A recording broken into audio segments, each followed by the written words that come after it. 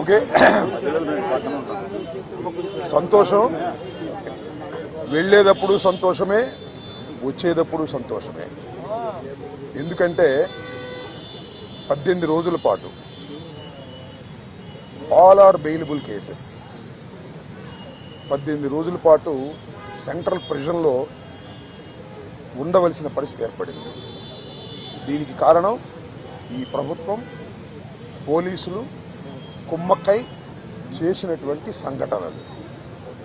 నేను చాలా వివరంగా గుంటూరు వెళ్ళిన తర్వాత మళ్ళా మాట్లాడతాను. నేను అందరికీ ఈ సందర్భంగా నా ధన్యవాదాలు తెలియజేస్తున్నాను. నాకు ఎవరైతే సపోర్ట్ చేశారో ఈ సంఘటనలో, ఎవరైతే మద్దతు పలికారో వారందరికీ నా హృదయపూర్వక ధన్యవాదాలు. అలాగే కొంతమంది మద్దతు పలకలేదు, వారికి కూడా నా ధన్యవాదాలు. వారు ఏమన్నారంటే పెద్ద మాట అన్నారు, దానికి కూడా నేను గుంటూరు వెళ్ళిన సమాధానం చెప్తా. అదేమన్నారంటే అసహ్యంగా మాట్లాడితే దాడులు చేయరా అని.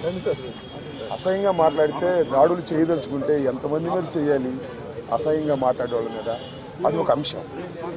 వాళ్ళకు కూడా నేను రేపు నా సమాధానాన్ని తప్పనిసరిగా చెప్తా. 18 రోజులు నన్ను జైల్లో పెడితే నేను భయపడతా అనుకున్నారేమో. భయపడే ప్రశ్న ఈ అంబటి రాంబాబుకు ఉద్భవించదని మనవి చేస్తున్నా. ఎందుకంటే ఈ చంద్రబాబు నాయుడు గారి ప్రభుత్వం వచ్చినప్పుడే జైల్లో ఉండటానికి సిద్ధపడ్డానని కూడా ఈ సందర్భంగా మనవి చేస్తున్నా.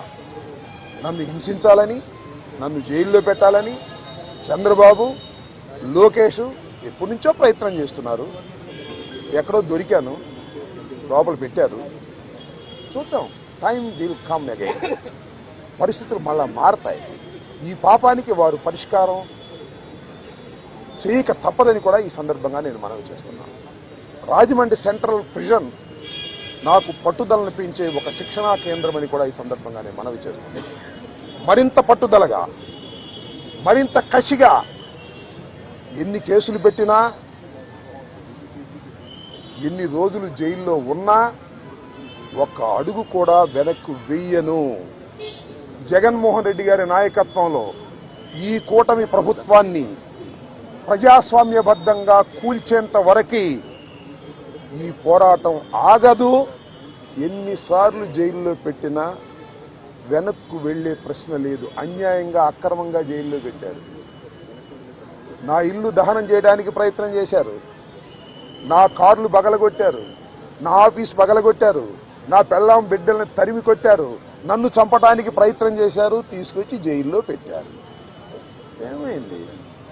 ఏమైద్దని అడుగుతా ఉన్నా. చంద్రబాబు నాయుడు అడుగుతా ఉన్నా, లోకేష్ని అడుగుతా ఉన్నా. ఏమైద్ది? ఏమైద్ది? ఏమీ కాదు. మళ్ళా కాలం గిరున తిరిగి వస్తుంది. అన్నిటికీ సమాధానం ఇవాళ చాలామంది మిత్రులు మాట్లాడారు. బయట జరిగిన సంఘటనలు నాకు తెలియదు, చాలా తక్కువ మాత్రమే, పేపర్లో ఉన్నవి మాత్రమే నేను తెలుసుకున్నాను. జైలు జీవితాన్ని నేను అనుకోకండి, ఎంజాయ్ చేశాను.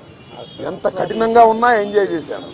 ఎందుకంటే ఒక రాజకీయ స్ఫూర్తితో రాజకీయాల్లోకి వచ్చినటువంటి వ్యక్తిని నేను, పట్టుదలగా ముందుకు సాగే వ్యక్తిని జైల్లో పెడితే భయపడిపోయే వ్యక్తిని అంతకంటే కాదు, మరింత ధైర్యంగా పోరాట పటిమతో ముందుకు వెళ్లేటటువంటి వ్యక్తిని కూడా మనవి చేస్తున్నా. ఎప్పుడు ఎక్కడా తప్పు చేయలేదు.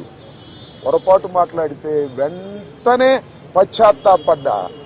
పశ్చాత్తాపానికి మించిన ప్రాయచిత్తం లేదంటారే, మరి ఏమిటి? ఎంతమంది పశ్చాత్తాపడ్డారు?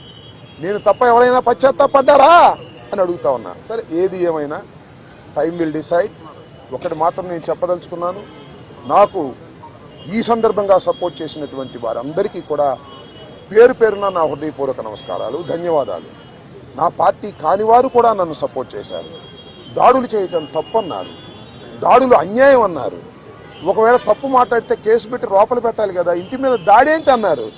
దాడి చేసిన వాళ్ళకు బెయిల్ వచ్చింది. దాడి చేయించుకున్న నాకు 18 రోజుల తర్వాత బెయిల్ వచ్చింది. ఏం చేయగలిగారు? ఏం చేస్తారు? దేనికైనా సిద్ధపడి రాజకీయాల్లో జగన్మోహన్ రెడ్డి వెంట నడుస్తున్నటువంటి వ్యక్తులం. ఆ రోజు రాజశేఖర రెడ్డి వెంట నడిచాం, ఇవాళ జగన్మోహన్ రెడ్డి గారి వెంట నడుస్తాం, తుదకంటూ నడుస్తాం. బొందిలో ప్రాణం ఉన్నంత వరకు జగన్ వెంట నడుస్తాం. ఏ విషయాన్నైనా, ఎన్ని కుట్రలనైనా, ఎన్ని కుతంత్రాలనైనా ఎదుర్కోవడానికి సిద్ధంగా ఉన్నామని కూడా ఈ సందర్భంగా మనవి చేస్తున్నాను. అందరికీ నా హృదయపూర్వకమైన ధన్యవాదాలు ఈ సందర్భంగా తెలియజేసుకుంటాను.